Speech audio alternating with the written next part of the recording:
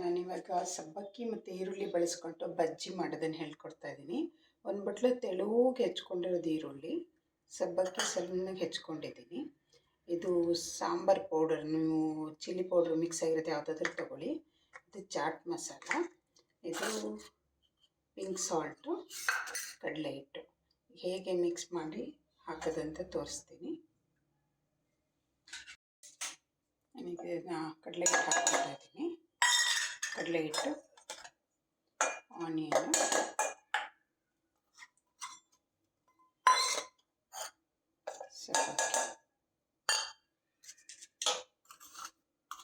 Salt ನಾನೊಂದು ಅರ್ಧ spoon ಹಾಕ್ಕೋತಾ ಇದ್ದೀನಿ. ಚಾಟ್ ಮಸಾಲದಲ್ಲಿ ಸಾಲ್ಟ್ ಇರುತ್ತೆ ಅಂತ.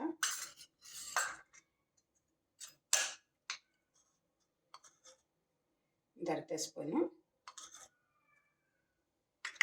ಇದನ್ನು ನಾನು 1 ಸ್ಪೂನ್ ಹಾಕ್ತಾ ಇದ್ದೀನಿ, ಖಾರ ಬೇಕು ಅಂತ. ಇಷ್ಟನ್ನು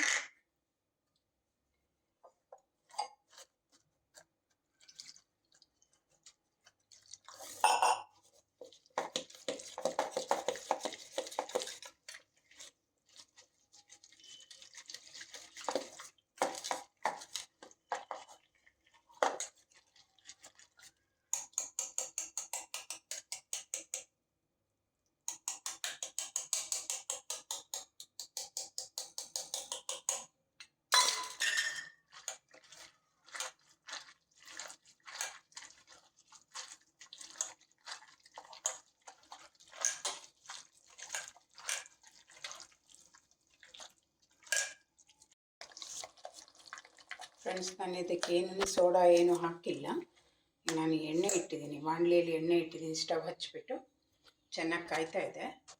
ನಾನಿವಾಗ ಇದು ಸಬ್ಬಕ್ಕಿ ಬಜ್ಜಿ ಇಷ್ಟೇ ತೆಳುವಾಗಿರಬೇಕು.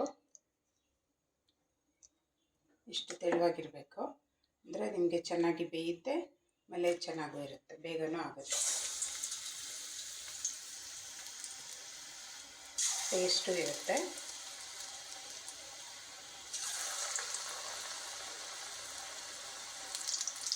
ನಾವು ಇದರಲ್ಲಿ ವಡೆ ಮಾಡ್ತಾರೆ ಹೊರತು ಬಜ್ಜಿ ಮಾಡೋದಿಲ್ಲ. ಸೊ ಹಾಗಾಗಿ ನಾನು ಬಜ್ಜಿ ಮಾಡಿ ತೋರಿಸ್ತಾ ಇದ್ದೀನಿ. ಇದರಲ್ಲಿ ಚೆನ್ನಾಗಾಗಿತ್ತು ನಾನು ಮಾಡಿದಾಗ. ಸೊ ಹಾಗಾಗಿ ನಾನು ನಿಮಗೂ ತೋರಿಸ್ತಾ ಇದ್ದೀನಿ.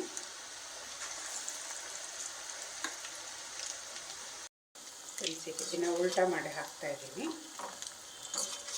2 ಸೈಡೂ ಚೆನ್ನಾಗಿ ಬ್ರೌನ್ ಕಲರ್ ಬರೋಂಗೆ, ಗೋಲ್ಡನ್ ಬ್ರೌನ್ ಬರೋ ಥರ ಇದನ್ನು ಎಣ್ಣೆಯಲ್ಲಿ ಚೆನ್ನಾಗಿ ಬೇಯಿಸಬೇಕಾಗುತ್ತೆ. ಆವಾಗ ಗರಿ ಗರಿಯಾಗಿ ಬರುತ್ತೆ. ಫ್ರೆಂಡ್ಸ್, ಇವಾಗ ಆಗಿದೆ, ಇದು ತೆಗಿತಾ ಇದ್ದೀನಿ.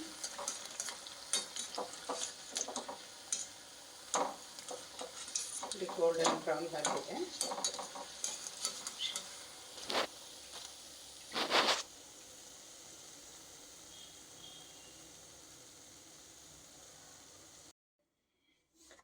ಫ್ರೆಂಡ್ಸ್ ನೋಡಿ, ಚೆನ್ನಾಗಾಗಿದೆ, ಗರಿ ಗರಿಗಾಗಿದೆ. ನಾನಿವಾಗ ಒಂದು ತೋರಿಸ್ತೀನಿ. ಅದರ ಸೌಂಡು ಎಷ್ಟು ಚೆನ್ನಾಗಿ ಗರ್ರ ಅಂತ ಬರುತ್ತೆ, ಎಷ್ಟು ಚೆನ್ನಾಗಿ ಬೆಂದಿದೆ ನೋಡಿ. ಏನು ನಿಮಗೆ ಇದೇ ಇಲ್ಲ, ಗರಿ ಗರಿ ಅಂತಿದೆ, ಗರಿ ಗರಿ ಅಂತಿದೆ. ತುಂಬ ಚೆನ್ನಾಗಾಗಿದೆ. ಚೆನ್ನಾಗಿದೆ.